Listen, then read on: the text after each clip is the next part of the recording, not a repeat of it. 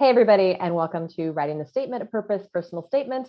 I'm really excited for all of you to join us today. There are a lot of you joining us today, so we're going to hang out here just for a second while those participant numbers are rapidly increasing. Hope you guys are all doing well and that you've had a great day, no matter what part of the day you're in, given all the different time zones we're coming from.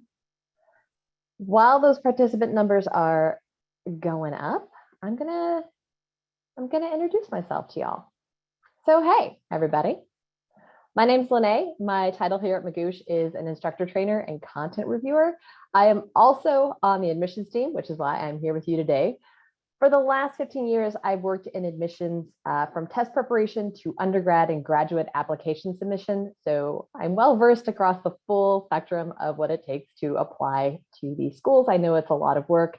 I know it takes a lot of perseverance, and we are here to support you through that. Right now, I'm currently in Northern California, where I live half the year, but the other half the year, and for the last 10 years, I've lived in Taipei, Taiwan. When I'm not teaching, I am out trying to travel as much as possible when that's possible, exploring outdoorsy things, exploring fun cafes, and just sort of trying to enjoy whatever I can in whatever city I happen to be in. I also want to introduce my colleague Jen. She's here with us today, and she is I'm gonna let her do that. Hi, y'all. I'm Jen. I am the senior curriculum manager for admissions here at Magoosh.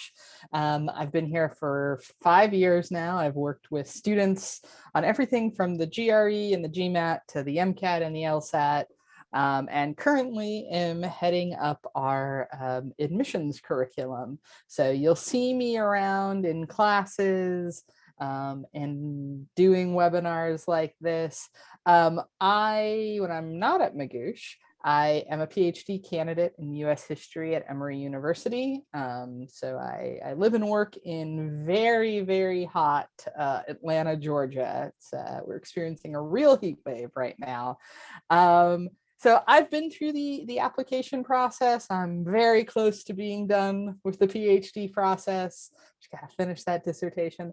So I'm happy to answer questions today about applying, about writing, and just really, really excited to work with all of you. It's my favorite part of the job, is getting to work with students who are applying to graduate school, and hopefully making things a little clearer for you than it was for me when I was applying.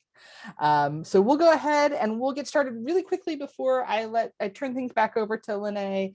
We are here to answer your questions today, in addition to the material that Lene has presented. So you can ask those questions at any time. We will have dedicated question breaks, but feel free to drop questions in the Q&A tab. So just at the bottom of your screen, hit that Q&A tab. That way other people can upvote questions, tell us their thoughts. I will be monitoring the chat, but the best way for you to ask questions is to drop them in the Q&A, ask them at any time. We want to hear what you're thinking about. All right, Lene. Thank you so much, and thank you so much for being here and working through the Q&A today. So as Jen said, please submit your questions. We want to hear from you guys, and we're going to get started. So by the end of this class, and this is the first class in our series on writing the SOP and the personal statement, you will have a better understanding as to what the essays do in application packages. And then also by the end of this class, it's really about starting to think about what should go into your own statement of purpose or personal statements. So let's talk a little bit about the role of your SOP or personal statement. And this is one of those things where we want to hear from you guys. So if you have any thoughts on this, please share them in the Q&A with Jen. If you have any questions about this, this is a great time to throw up any questions you might have specifically about the role. I would say in a lot of ways that the SOP or personal statement really is the cornerstone of your application materials. This is the chance that you get to introduce yourself to the admissions committee. You get to share a little bit about who you are, what makes you unique, your unique personal qualities, and the unique journey that you have that has sort of led you to wanting to take this next step in your educational or career development. And I understand that a lot of people feel like, but wait, we're all applying to the same program, or everyone who's applying to a program that I'm applying to, they're going to be similar. How do I differentiate? How do I stand out? And I have to be honest with you, that is probably a primary concern that we run into with students. And I've read countless essays, and I can tell you that everybody's journey is a little bit different in a way that it can stand out just in showing your motivations, your passion, your experiences. They're all going to be a little bit different. And those differences are what makes you you. And that's what admission committees are looking for. You know, like what makes you an individual who is interested in pursuing and is ready to pursue graduate study. One way to think about it in terms of the role, it's the one part of the application that you have control over to a certain extent. And obviously, like you have to pay attention to the prompt and respond to the prompt, but you get to decide how to shape and share your narrative. And that's amazing. Another thing to think about in terms of the role of the SOP or personal statement, a lot of schools don't have an interview process. So you can think of these essays as your chance to make an impression. It's your way to introduce yourself to your audience, an audience that you very much would like to create interest in, so that they are wanting to offer you a position to come and join them in the program.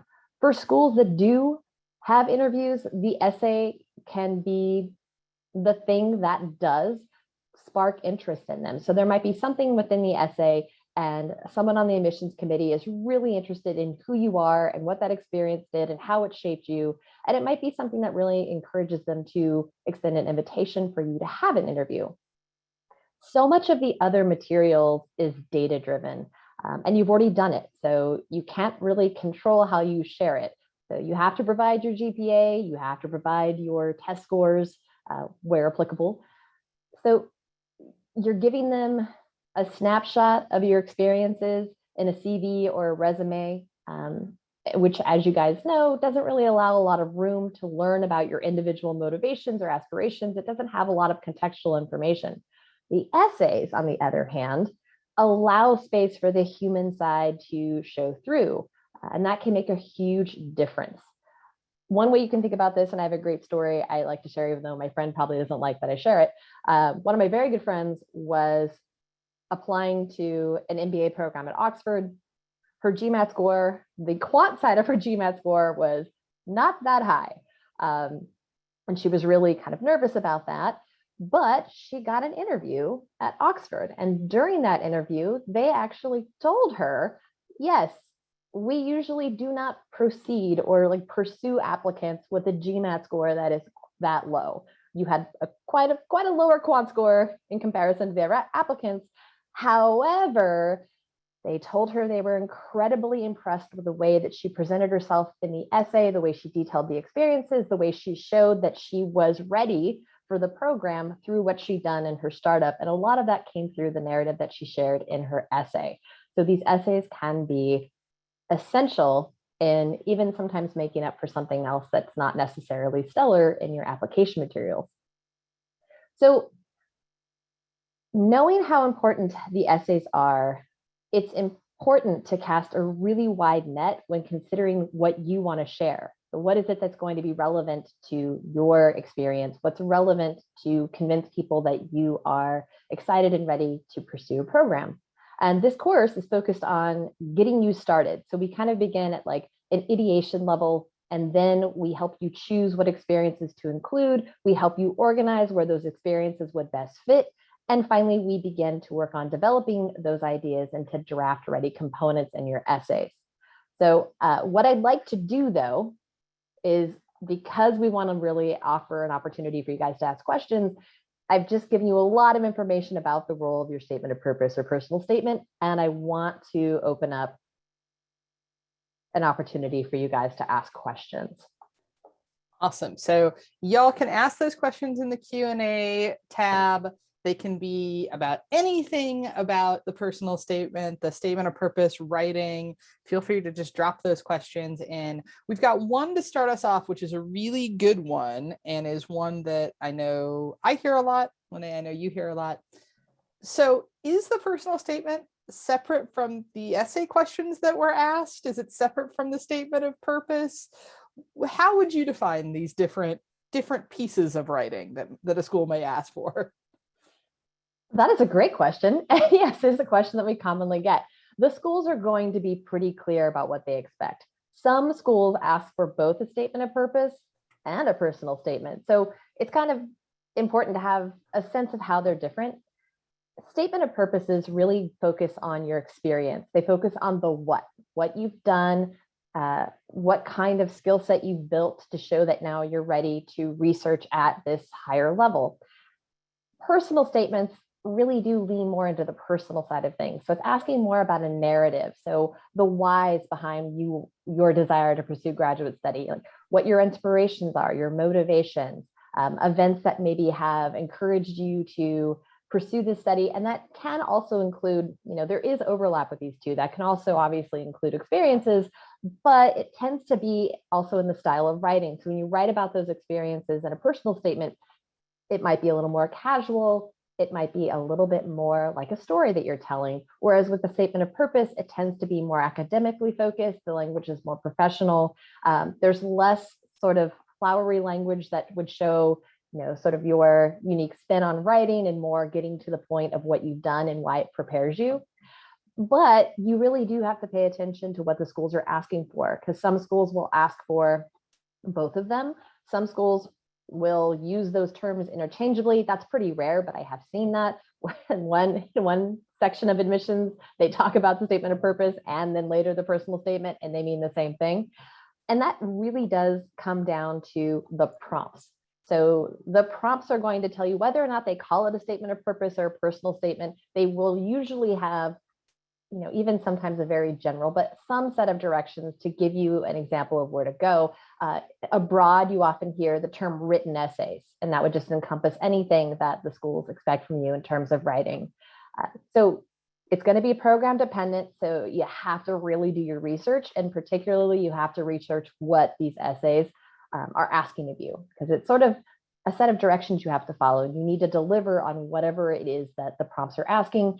With MBA applicants, you're going to probably run into a whole bunch of short responses. That's something to consider as well. Just really pay attention to the directions of whatever part of writing they're asking and try to execute to the letter on those. Awesome.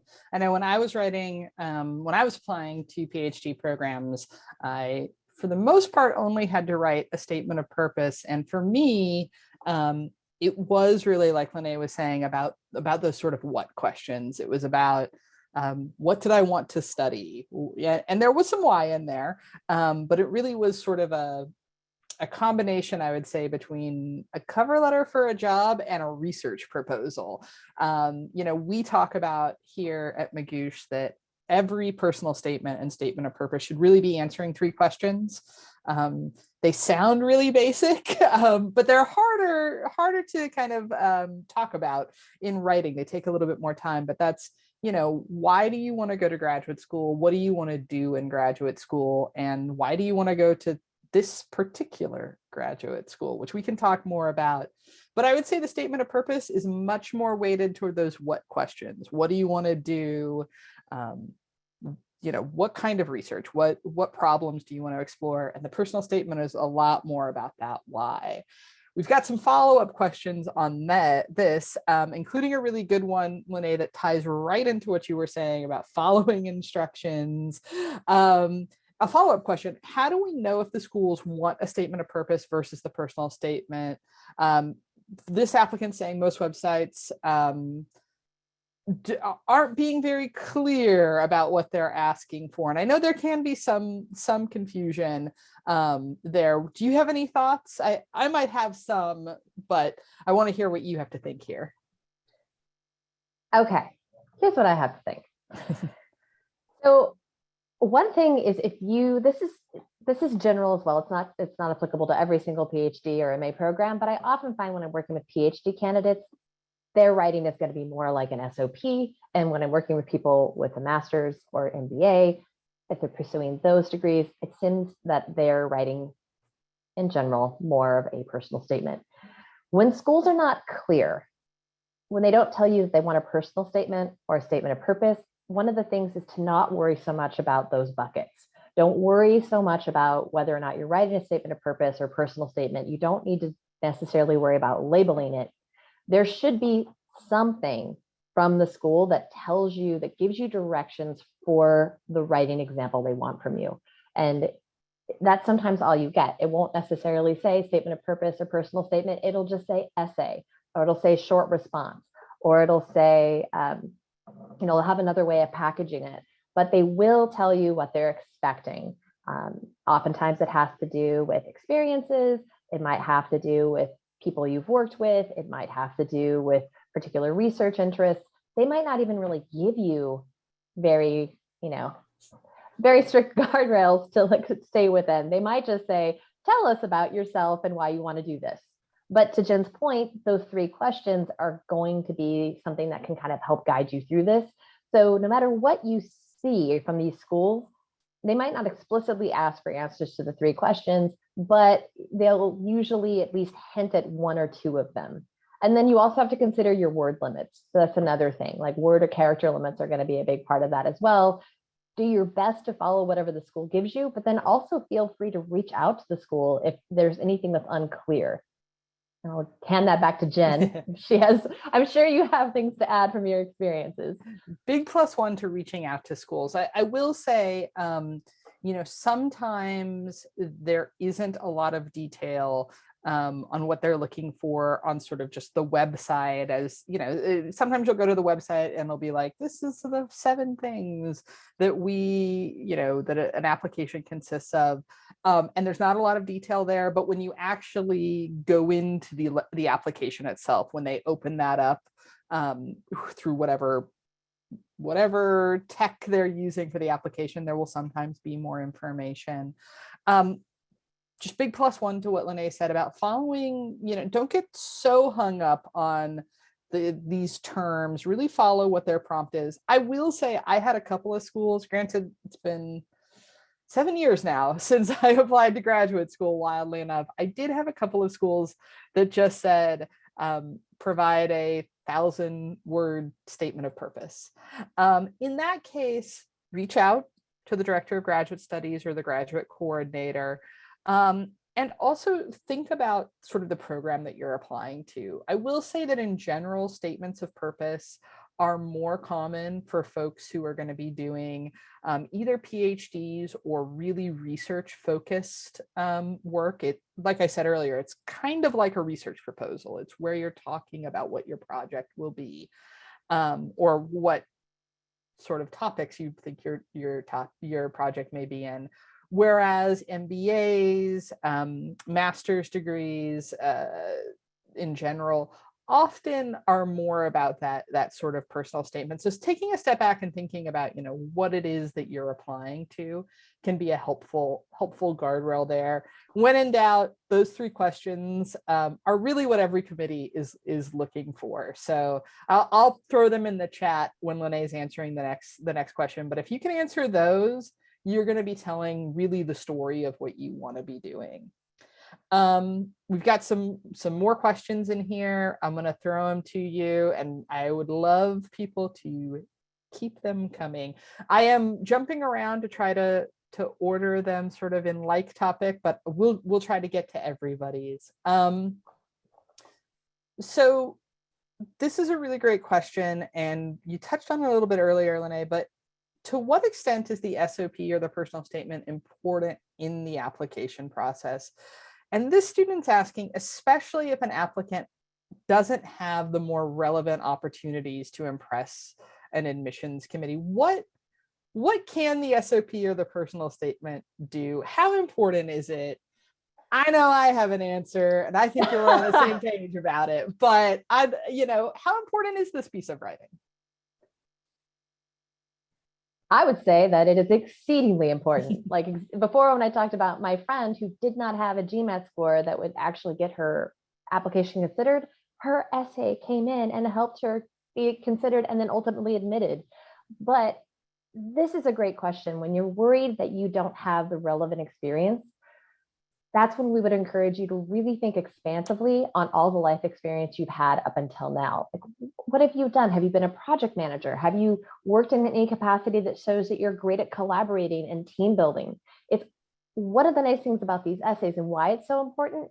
If you feel that you're CV or resume or even academic records are not necessarily reflective of who you are now, the essay is an opportunity for you to show them who you are as a person, how dedicated you've been, how you've sort of been stubborn about what you've been focused on and really fought for it, the way you've developed skills in other capacities. So if you don't necessarily have lab experience, do you have anything that would indicate that you have research experience or have had to work with time sensitive materials, that you can be trusted to work on your own? You want to think about all of your experiences as having the opportunity to develop skills that will be applicable to graduate school. And the beautiful thing about an essay is that you get to control that narrative, so you can spin those experiences in a way that will show that, yes, they absolutely translate to graduate school and will help you be successful in that environment.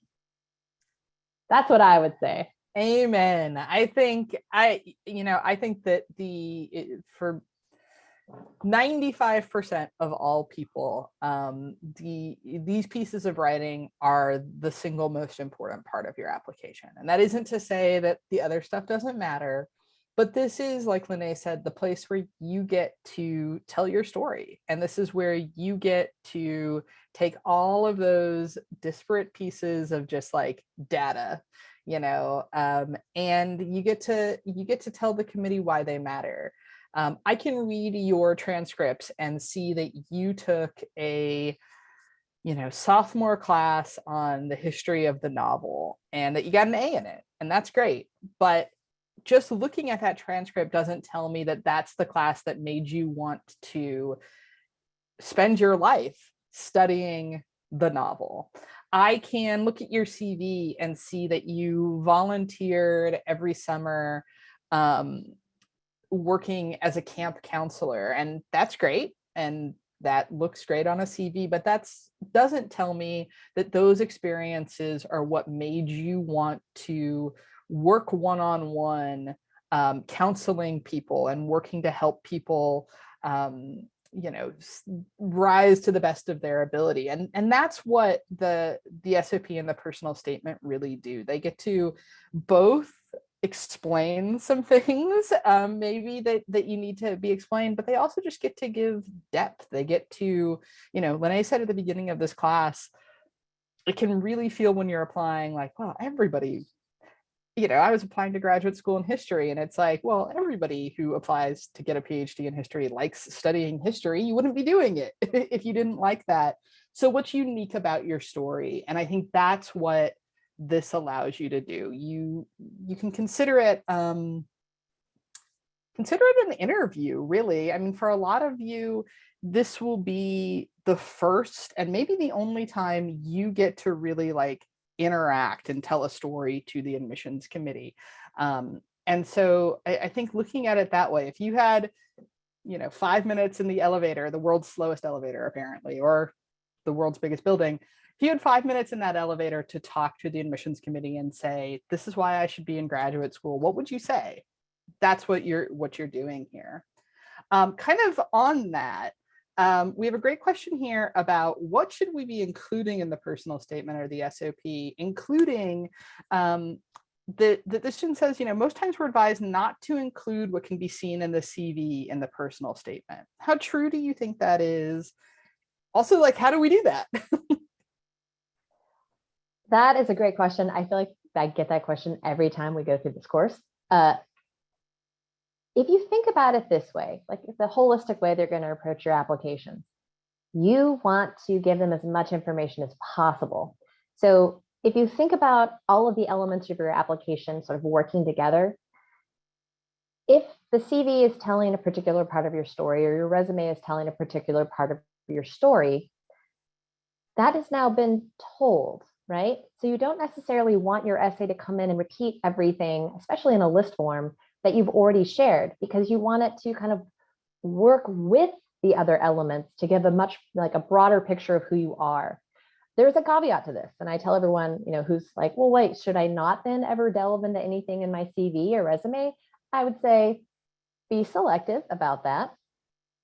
If there is something in your CV, and it's kind of like Jen was just saying, she can see that you were a camp counselor, right? She can see that you took this class.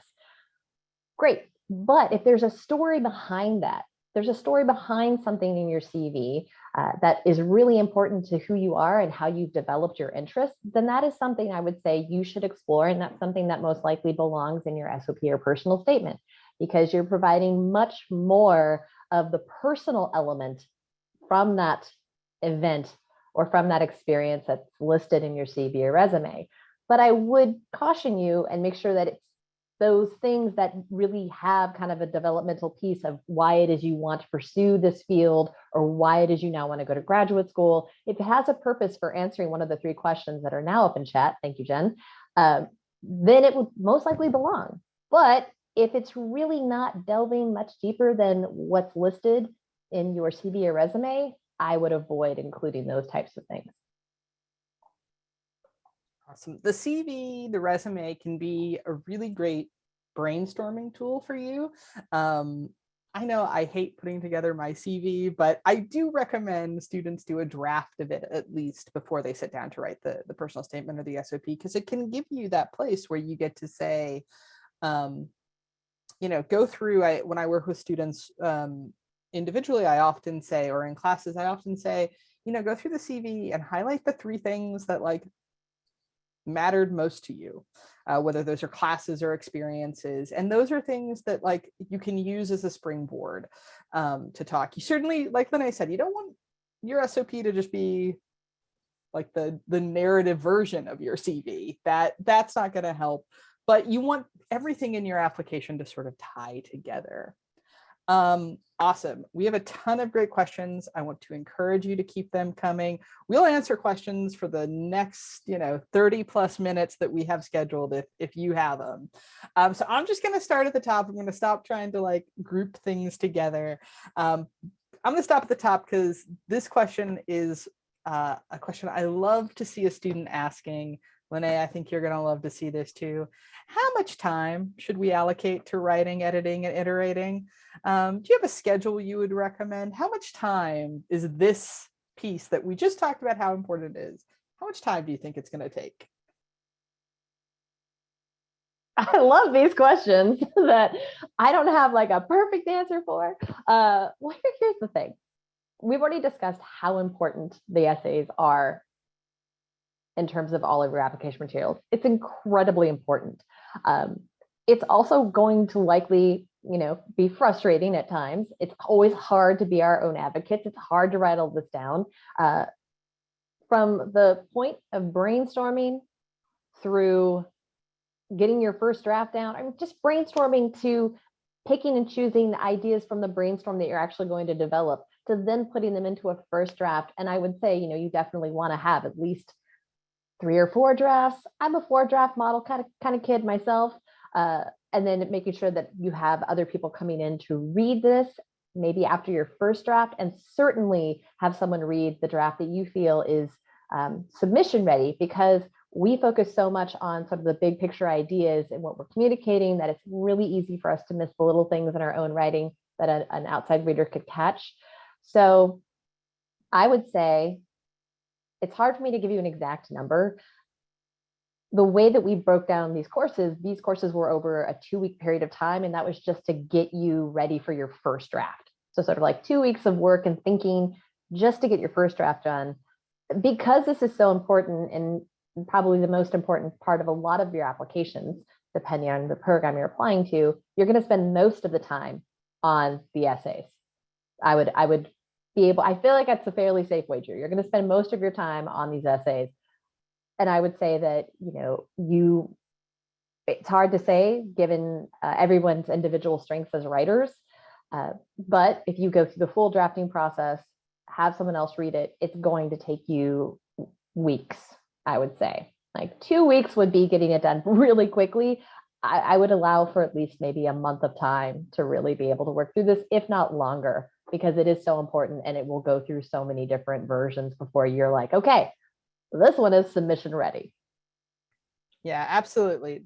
This will take longer than you think. And that's not us trying to say, drag it out, take it a long time, but it is something that you want to be careful and considerate on.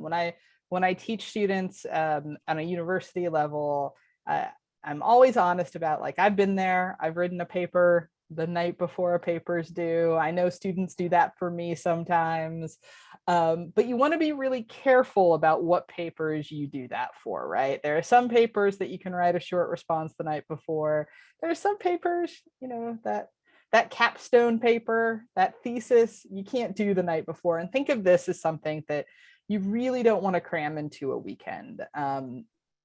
I believe in all of you. Lene believes in all of you. I think you all belong in graduate school, and you have stories that are worth telling about that. I would hate for students to not get into programs because they didn't, have the time to really polish this piece of writing. So, I think the best thing to do is to take time, like Lene said, write drafts, take time to walk away from it. I know I'm a slow writer, and there are times where I just need to walk away from the thing that I'm writing and not look at it for a couple of days because I can't see what's going on with it. So give yourself some time, carve out, small things that you can do. Commit that, like, you're just getting started on the essays right now. Commit to spending 30 minutes this week brainstorming on those 3 questions. That's writing. Brainstorming is a part of writing. So carving out chunks is going to make it a lot easier for you. It's also going to help you with the rest of the application. I know a lot of you are probably right now thinking about, what schools do I even want to apply to? Maybe you're thinking, what types of programs do I want to apply to? Sitting down and answering these 3 questions is a really helpful way to think about that, to think about where you want to be. Great. So here's another question I love to see, and I think we have a couple on this. Can the statement of purpose be more casual writing wise if you still answer all of the parts of the prompt? And I know this is a question we get a lot. How formal versus how casual should these pieces of writing be? What thoughts do you have on that, Lene? I think that's harder to do with the statement of purpose because it's so focused on the experiences and how those experiences have prepared you, and also you explaining what it is that you're interested in researching. So a lot of that is just going to be more academic in presentation, just because you are going to be talking about, in particular, like research experiences and why that's inspired you to want to research further and why you want to work with this professor, and like why you see this school providing you with the tools that you need to do the research you want to do at that level. And oftentimes you're running out of words. So just the fact you have to be so direct and explicit in what you have done to be prepared, it doesn't leave a lot of room to be more of kind of a narrative flow with statement of purposes. And I think that's just honestly because oftentimes if you don't have time, if you don't have space constraints, this is what I would actually caution you against. Most statement of purposes are like 2 to 2.5 pages. And if you wrote one that was 5 or 6 pages, just think about like the admissions committee member who has had, 22 to 2.5 page statement of purposes, and then they get one that's 6 pages. So you don't necessarily want to be that person who's giving them like the 6 pages to read when you're not necessarily using that opportunity to just get to the point about your research and why it's prepared you and what you want to do. You're now maybe putting a little too much energy into trying to show your individualized writer. And the statement of purpose isn't always the best space for that. A personal statement, though, because it's more of a narrative and it's more of your story to tell, you will be able to write that more casually because you're going to be talking more about life events and life experiences and interactions. And that's going to naturally allow you to put a little more of your personality into it. Whereas with the statement of purpose, you're really about like, this is what I did. This is what I learned. This is what I want to do next, if that makes sense. And I'm sure because Jen has written an SOP, she can kind of weigh in on this a little bit as well. In particular, the whole like, you have to show them that you're ready, and you do that through experience, in particular with the SOP. Yeah, I think it's a really important thing to kind of to keep in mind is audience and purpose of this piece of writing. I tell students that I work with on these pieces, the statement of purpose or the personal statement, that as much as the time we put into this is probably never going to be our most beautiful, like, by our best piece of writing as a piece of writing. That's okay.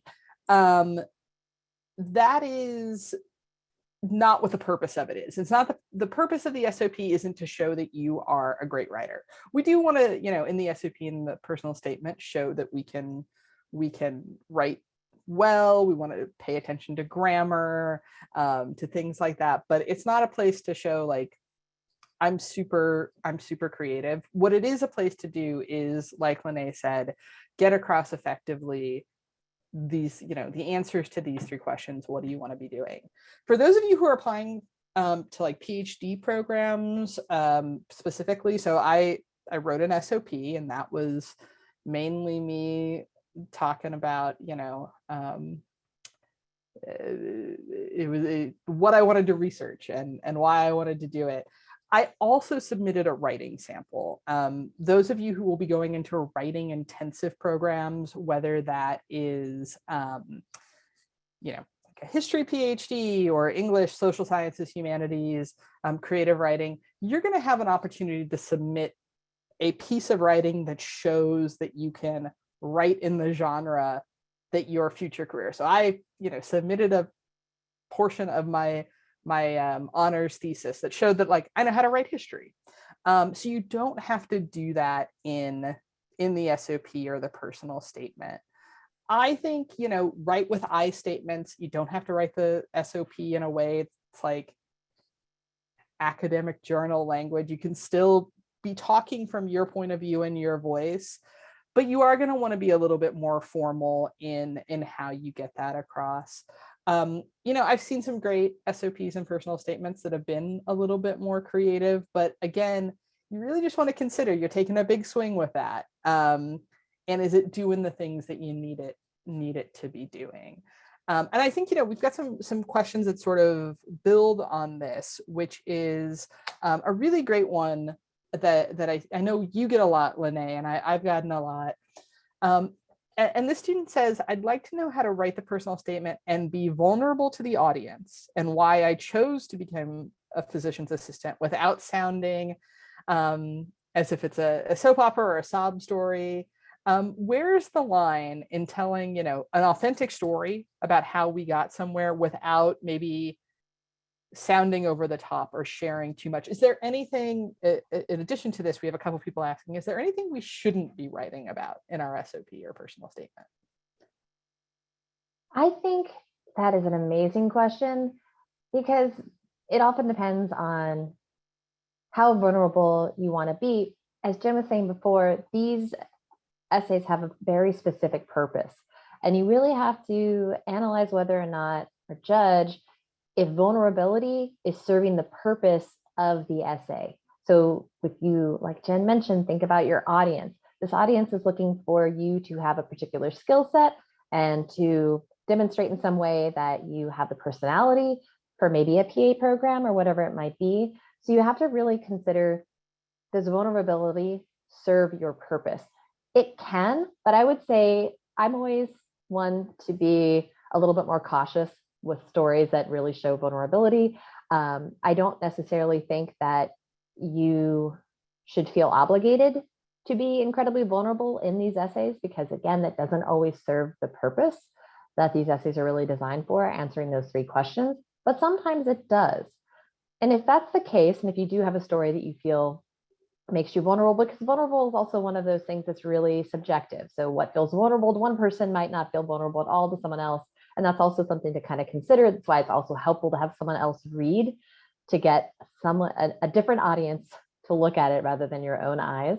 But I would say that if it's, really essential to the decision you've made, you can do that in a way that shows vulnerability, but it's still kind of straightforward and doesn't linger on the vulnerability too much, and focuses more on sort of the growth that came out of it. So I always would recommend, if you do have a story that focuses on vulnerability, the lion's share of what you're writing about is the growth that came from it, and not necessarily the conditions that made you vulnerable, if that makes sense.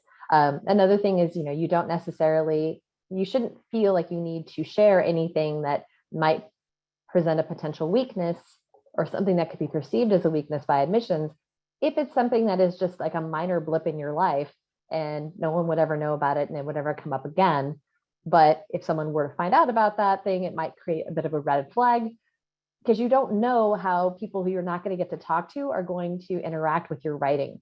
So I always feel like it's better to be a little bit more cautious than risky because of the audience and because you don't necessarily get a chance to provide context beyond the space you're limited to in your essays. I don't know if Jen is similar to that. She might be a little not as risk averse as I am with that. I mean, I think that I'm in general really aligned, and I don't think there's necessarily a right answer to this question other than what you feel comfortable for. So when I work with students, I advise students to not disclose anything that they don't feel comfortable disclosing. You do not owe a graduate school the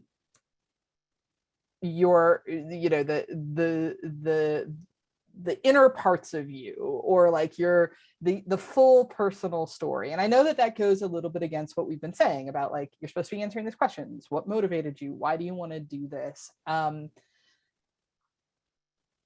You can do that without, like, laying yourself completely bare. Now, that doesn't mean that there aren't students who do that and who don't do it well, but it's something that I really, when I talk to students about this, I really advise them to, to think critically, not just about, how is this going to be received, like Lene said, although I think that is important, but also, what do you feel comfortable with?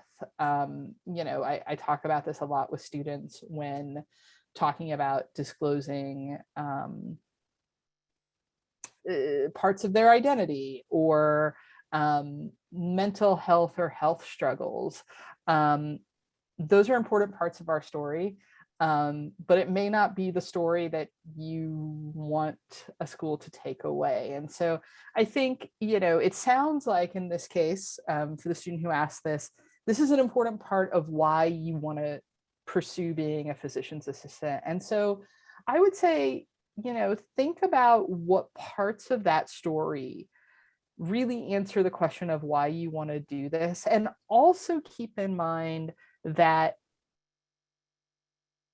you got to answer all of those questions, right? And so that the narrative part can sometimes get away from us and can become the entire personal statement. And then we're not doing the thing we need to be doing in here. So, I usually tell students,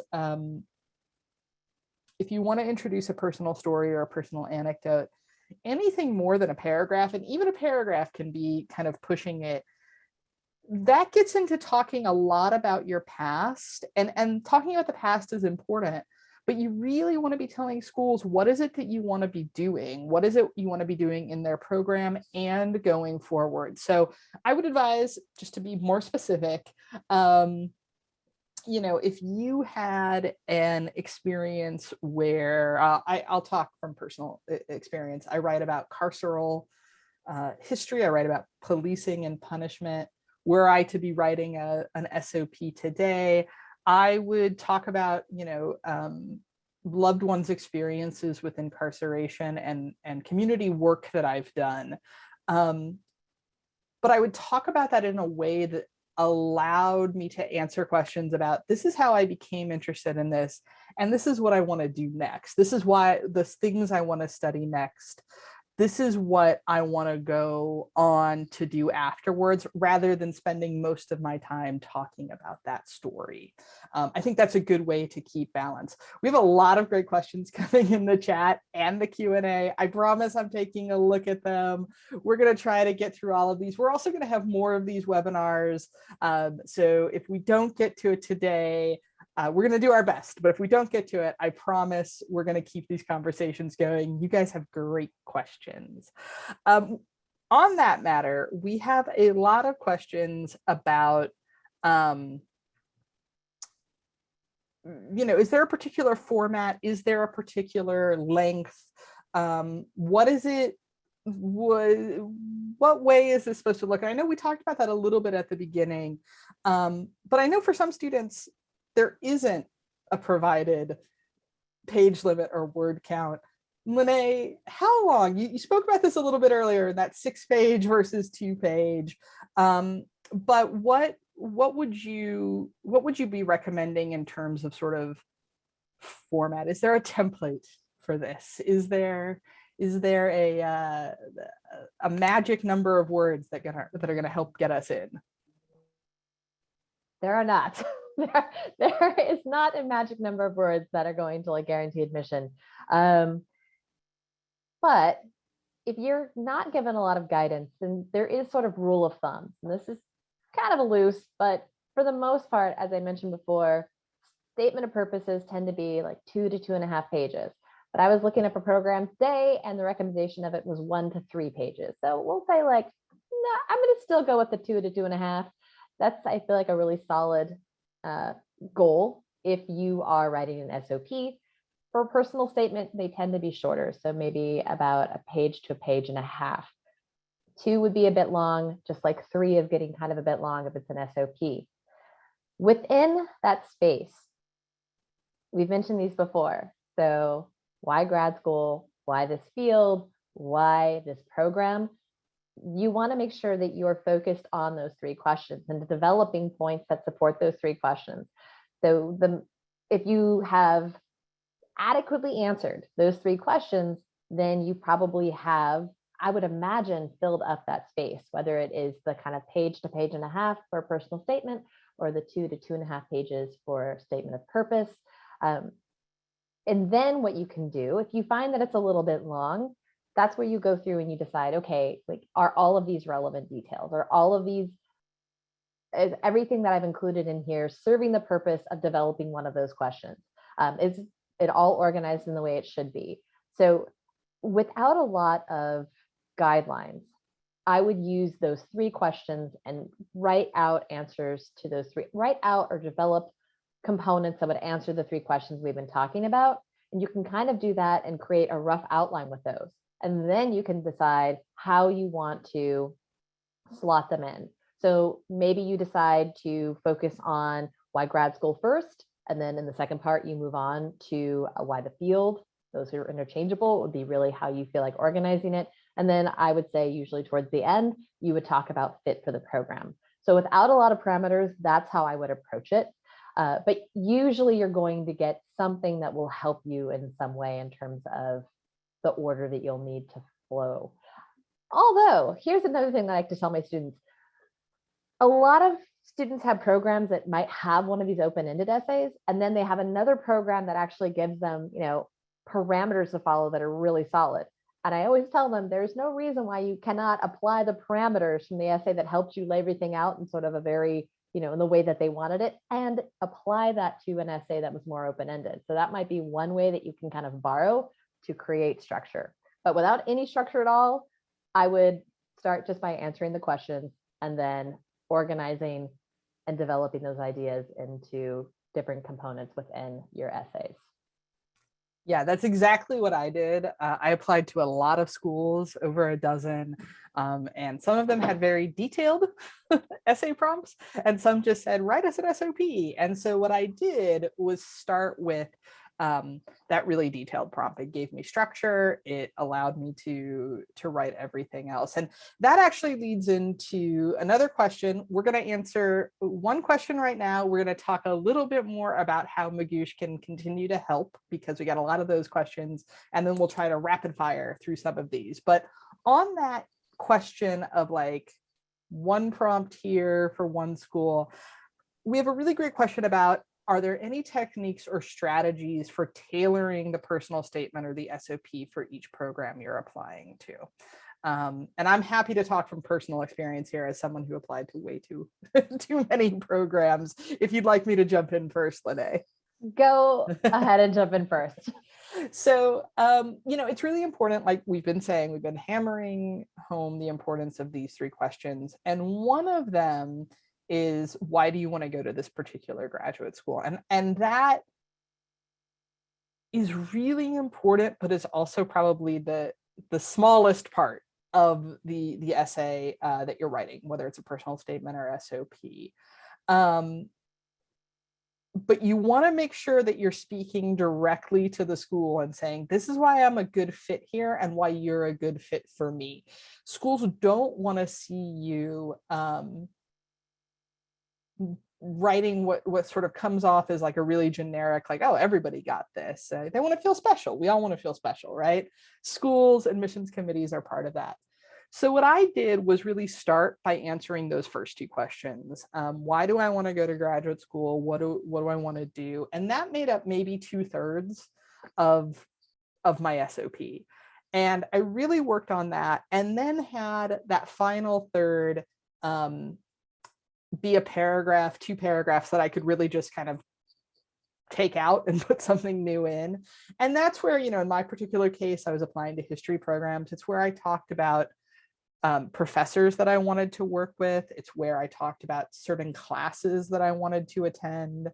For me, as someone who works with archival documents, I talked about archives that were nearby my schools, or holdings they had in their library. So what I would really advise is write those big picture questions, and then keep notes on each school, like who are the professors you want to work with, what are labs you want to be working in, what are the particular reasons you want to go to that school, and really then just have a paragraph or two where you're sort of switching out, where you're just saying, I can accomplish these goals here by taking these classes and working with these people. You're going to say it in a better way than I just did. I'm not great at coming up with writing off the top of my head. I already said I'm better. I'm a slow writer. But Lene, do you have anything to add to that? Other than to say that I'm like 100% aligned with you. Yeah, that's it. You want to cut out, like, you don't want to rewrite this every single time. So yes, what Jen was saying, the responses to why graduate school and why this field, those are going to be the same. That's part of like sort of what has led you to this point. So that's not going to change. So that can literally be picked up and dropped into almost every one of these essays. You always want to read through each individual prompt. I'm a stickler for the prompts, because most of what I work with students on is, okay, you haven't actually addressed everything in the prompts. But for the most part, if you even sat down today and started writing out answers to why graduate school and why this field, you would have like really great elements that you could plug into a number of essays. And then, yes, the one thing that will change is the why this school essay. So ideally, that's the only thing you end up having to rewrite multiple times. But what you've written for, like what Jen did, what you've written for why this field and why why graduate school, that is going to be something that translates across every prompt to respond to in some way. So you shouldn't have to kind of start over and write that again from the beginning, no matter what. Awesome. We've got a lot of questions about how we can continue to help. So maybe Lene, you can share the screen where I'll talk a little bit about how we can continue to help, and then we'll lightning round a couple of last questions. Well, I would be happy to do so. Excellent. All right. Well, I'm going to jump in here. So we are here to help give you the time, tools, and knowledge to get through your graduate applications. And like I said earlier, we really believe in you. We believe you belong in graduate school, and want to help you get there. So the way that we can do that right now is we are offering a recorded video package. So there are 8 one-hour classes here that help guide you through everything from how do I make a short list of schools to how do I actually write this thing. And you have access to these as soon as you purchase the package. You also have access to instructor office hour or Q&A sessions that only our recorded students, admission students have access to. You have access to a Discord server. And I know some of you were asking about how could we see some sample writing. By joining this, we also can share with you some sample SOPs or personal statements. You can read my SOP if you'd like. it's wild to read it for me 7 years later. You can just go to this URL. I'm going to go ahead and type it in the chat as well to get more course information. You'll also see on that page upcoming free webinars that we'll be doing. We'll be hosting another one next week. Lene will be doing an Ask Me Anything where you can come and ask questions that you didn't get answered today, or just questions about graduate school applications in general. So check that out. You can also, I forgot to hit enter. You can also email me at, there'll be a web page there, but you can also email me at jen, Jen @magoosh.com to ask more questions about what we offer. I'd be happy to sort of help you figure out the next step in getting support from us. All right, that is that. Let's lightning round. Lene, you ready? Back to questions. Back to questions. Okay, here's a question just for you. For MBAs, does it matter if you apply round 1 versus round 2 for top schools? And does the round you apply in impact your essay? The round you apply in really won't impact your essay. That's probably not going to be a part of it. Most people are applying round 1. So I would say that you really want to try to get into round 1 if possible, to have, to be in there and be as competitive as possible. That being said, there's lots of reasons why round 1 doesn't necessarily work for people in terms of timelines. So I don't want you to feel like applying to round 2 isn't as ideal, but most applicants, and especially the really motivated, really well prepared applicants, do apply in round 1. So I would aim for round 1. That does not mean that you'd be less likely to be admitted in round 2, but a lot of schools don't necessarily have as many slots for round 2 applicants as they do for round 1 applicants. So if you can do round 1, I would recommend that. Awesome. Student Vlad asks, I need to list long-term goals for an MBA. Is it okay to be indecisive, or should I target one goal in my statement? That's a common question, not just for those of you doing MBAs. You often will have to answer, what do you want to do next in your career? How precise do we have to be? Is this a contract? It is not a contract. A lot of people, especially when they go through an MBA program, realize that they have thought they knew what they wanted to do. And it turns out that as they got into other things and experienced other opportunities, pivoted quite hard. But here's the thing. They know that this is a developmental part of your journey. That's why you're going to get your MBA, right? But it does, like, some schools will ask you specifically, what do you see yourself doing? And in that case, you do want to have kind of a rough idea of why it is that you're pursuing this. So do you imagine yourself in the startup role? Do you imagine yourself helping develop companies at whatever level that you would like to be working at? You want to have some of that fleshed out, but you do not have to have an exact 5 to 10 year plan. And then again, I will be honest, I've seen some schools ask you, like, what do you see yourself doing specifically? And if that's the case, then you have to maybe be a little creative, and that's okay. So you could creatively think about what you see yourself doing in 5 years.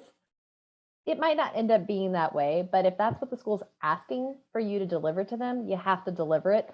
Most are going to be a little bit more open-ended. They're just going to say, what do you see yourself doing? And so you do need to provide some idea that you have thought about this and you've thought about the purpose behind pursuing an MBA. And that's going to be, well, what are you going to do next in business? We want to know what that is, or at least have some inkling of it. Yeah, exactly. I study a completely different century and mostly topic than what I proposed in my statement of purpose. Any of you who join our product and read it will be like, that doesn't sound like what Jen said she writes about. So things change. I think that, you want to be honest about what you want to be doing now. You don't want to be indecisive. You also don't want to be necessarily like too rigid about, this is exactly the thing that I want to do. Remember that you are going to be a student. You are going to be learning. Part of what you're going to be doing is finding out more about yourself and what you want to be doing going on. Later, I know we're right at time. Let's do one more really quick one. great questions. Any questions that you have about what our support is, write me at jen@magoosh.com. I can give you more information about that. But let's do one last question. I think this one will be an easy one for you, Lene. Which one is the most preferred form of writing for the SOP or personal statement? Should it be a formal letter or an essay? Do you have an idea on that? It should be an essay. It should, if it's a formal letter, if they're asking, they'll ask you for a letter of intent if they're looking for a letter.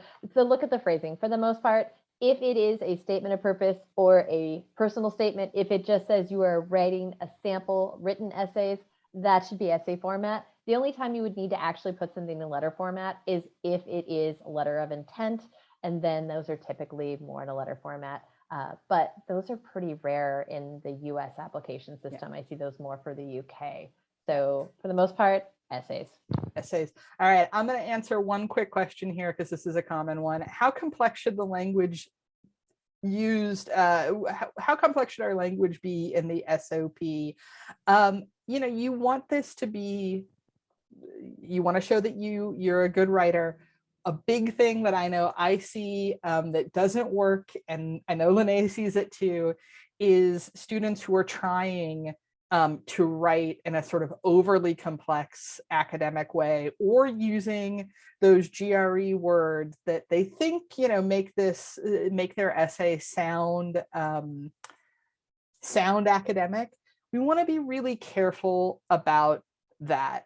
Only use that sort of like higher level of complexity or higher language if you feel really confident that you're using it right. And oftentimes, you know, trying to write with a lot of complexity obscures the point you're trying to make. Remember what Lene said earlier, you've got people who are reading a ton of application essays, and they're reading them, unfortunately, in a very quick turnaround time. They're not spending as much time as they would like to be spending and we would like to be spending. And so I think that for me, I always advise students that being organized, being clear, being direct, and being concise, that is going to be way more important than showing that you're able to, you know, do the thing that I do, which is write a paragraph long sentence. You don't want to do that in this. There's a place for showing that level of complexity. It's in your writing sample. I think Lene is going to agree with me, but I'm going to let her have the final word and send us off. So throwing it to you, Lene. I agree. I agree with that. Remember, to Jen's point, they're reading and they have read hundreds, if not thousands of these over their careers. And the one thing you don't want to do is have anything come across that seems like it doesn't naturally represent you, that feels inauthentic in any way, because people who read for a living are going to pick up on that in a split second. And then that's going to cause a bit of like a suspect quality. You don't want that. You don't want people questioning the authenticity. And if you are using words that don't really match with the flow of the rest of the essay, if there's like a paragraph that seems really high level, the rest of it isn't high level, that's the kind of thing you want to avoid. You want this to have a very authentic sound. And that is authenticity. That is the word I will leave off on for the day. Awesome. All right, y'all. We had a blast talking with you. Follow through to that link, learn more. We'd love to work with you some more. In the meantime, happy writing. Yeah, thank you guys so very much. Really appreciate it. Amazing questions. This is great. I really appreciated it. So we will sign off. Thank you guys again. Have a great rest of whatever part of the day you happen to be in.